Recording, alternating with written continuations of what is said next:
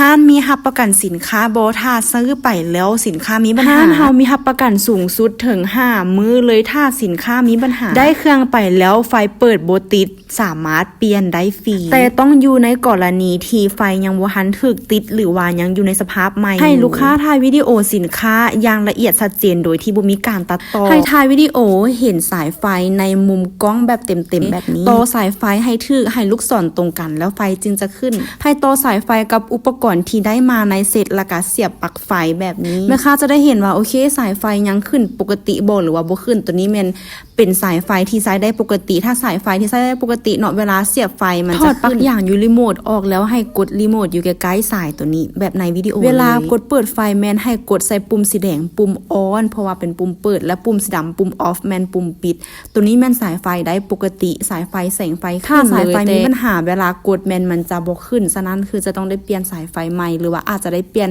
หัวต่อใหม่